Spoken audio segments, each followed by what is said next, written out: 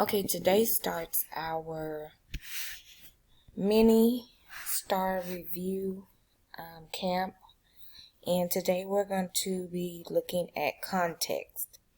And our target is I can determine the meaning of unfamiliar or multiple meaning words.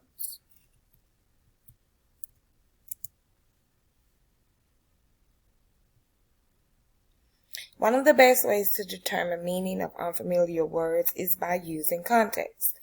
If you remember, when we use context, we study the words around the word that we are not sure about. So basically, we just use the words that we know to understand the words that we don't know. And as the chart says here, I can use clues around a word to figure out what it means. There are different types of context clues. If you will recall, we've talked about before, and you will be able to identify the best one to use with practice as you practice it more and more. But the different types of context clues are making inference, examples, like such as, for instance, definition. Sometimes the author will actually put the definition right there after the word in the sentence. We can also use figurative speech, to help us to determine the meaning of unfamiliar words. We use antonyms, and we've talked about these before. These are words that mean the opposite. And if you notice here on the chart, it says, I wish our new principal was more affable instead of being so mean. So we know that affable would be the opposite of mean. And so we would guess that it probably means nice, because that's the opposite of mean. We can also use word parts. That's what we've been talking about as well. To help us, that's those Greek and Latin roots that we've been studying this year, to help us to determine the meaning of unfamiliar words. And also we can look at synonyms. And synonyms are words that mean the same, such as the fox ran swiftly and quickly through the trees. So if we know what quickly means, we know what swiftly means, because those words mean the same or about the same. And lastly, multiple meaning words. And these are words that have more than one meaning, hence the word multiple. Some words, again, have more than one meaning. And it's really important to look at the context, boys and girls, when you come across a word with multiple meanings. For example, if you look at the word board, it's a noun. It's a flat piece of wood, or it's a group that makes decisions. So if I have a sentence that says, the board voted to use the land for a parking lot, and I would think to myself, I know board could mean a flat piece of wood, and I know that board means a group of people that makes decisions. So if I reread that sentence, the board voted to use the land for a parking lot, you will use the context and what you know to help you decide which meaning fits. So in your mind, you're thinking they're voting on the use of land, and what I know is a piece of wood does not make decisions. So therefore, the way that the word board is used in this instance, it would mean a group of people that actually can make decisions. But if you are still sure about a word after you've tried the context clues and everything, check the dictionary, the glossary, or the thesaurus. And this is the steps that you want to take. What does the context tell me? What meaning do I already know? And does it even make sense in context? And when you add those, it equals to what do I think the word means. So basically, that's what I just did. When I looked at the word board, I know that there are two different meanings. Then I look at the sentence and I think about, okay, what is the context that this word is being used in? Okay, if someone's making a decision, I don't know, right, a board or a flat piece of wood to be able to have the capability to make decisions. So by process of elimination, it's going to be the group of people that can. Okay? Let's look at this little short text here. It says, read the selection about tarantulas. Look for clues about unfamiliar words to answer the question. It says tarantulas are large, hairy spiders. They live in the southwestern United States. They are a diverse species. There are hundreds of different kinds. Some kinds have vivid colors, such as bright orange, on their bodies. Tarantulas are solitary animals. They live alone. Some tarantulas eat insects. Larger tarantulas may eat lizards, mice, and other spiders. Tarantulas are not really dangerous to humans. Some people even keep them as pets. The question says, what does the word vivid mean in paragraph number 1? And it says vivid comes before the noun colors, right? So it would be a word probably that describes colors. Look at the word's context. Sometimes the context is in the same sentence. Other times it might appear in the sentence before or after the word. In paragraph 1, right after the words vivid colors, the author gives an example right here, such as bright orange. And if you go back to that chart that I showed you with the different types of context clues, examples are indicated on there. So that would be an example of how an author may give you an example of the word, okay? The author says that bright orange is a vivid color. So think about what bright orange looks like.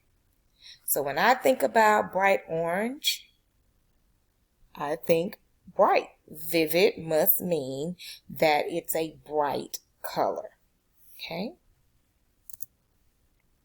So let's practice together. We're going to read the story and we're going to use a few questions on the side to help us answer the questions.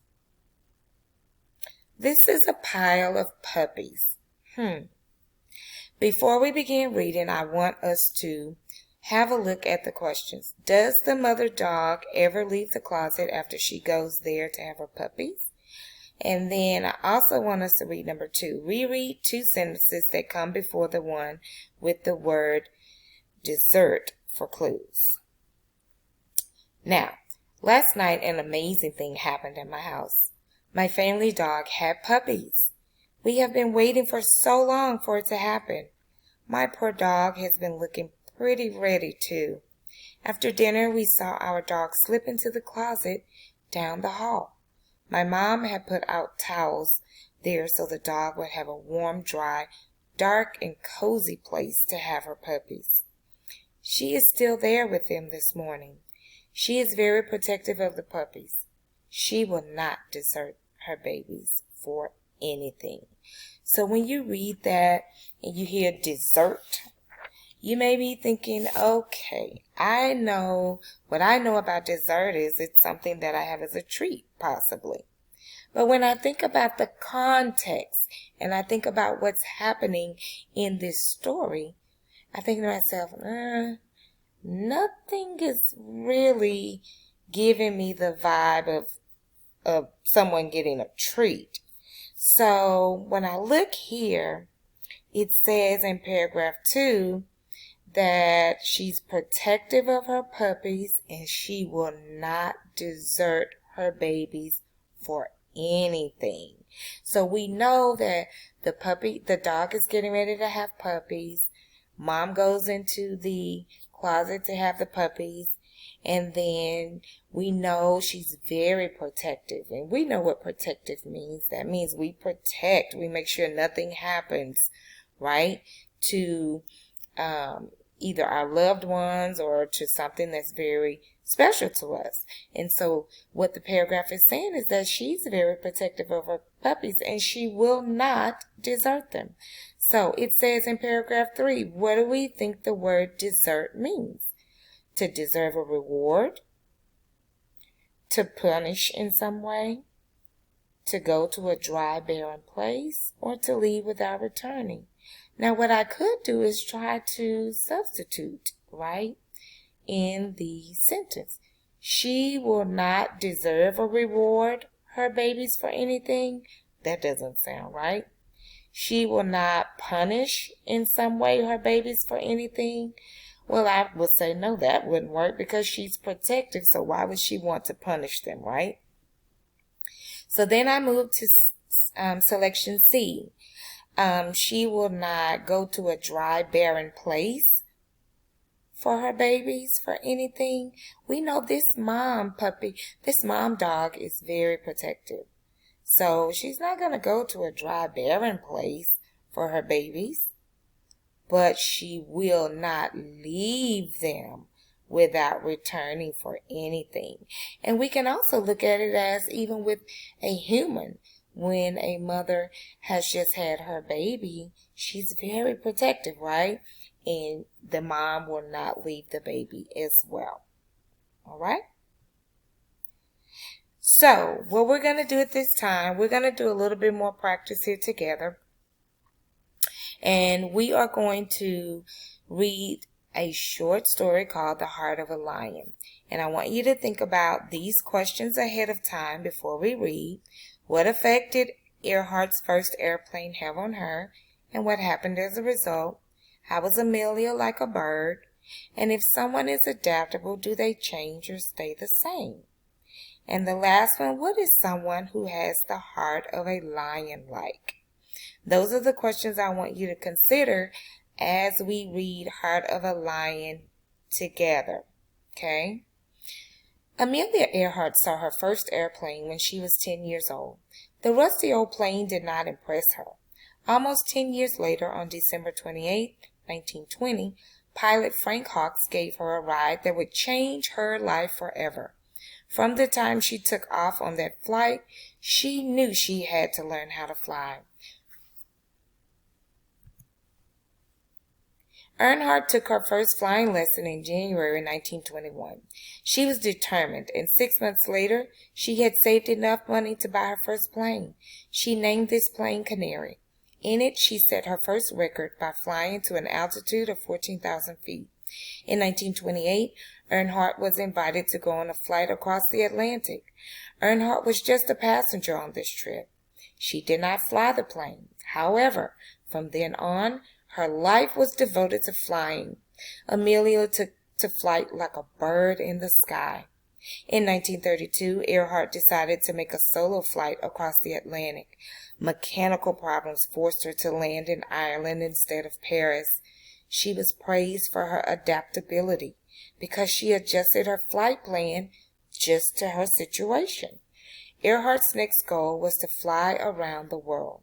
On June 1, 1937, Earhart and Fred Noonan, her navigator, began their journey. The last time anyone heard from Earhart was on July 3rd at 8:45 a.m. An extensive search was launched to find Earhart and Noonan. Despite the far-reaching efforts, the two were never found. Today, many people speculate about what happened to Earhart. It is most likely that we will never know for sure what happened. What is certain is that Earhart will be remembered for having the heart of a lion and for her achievements, both as a pilot and a woman. So again, I want us to stop here for a second and think about these 4 questions here to the side. And I want you to turn and talk to someone that's sort of close by you and kind of share your responses to these 4 questions.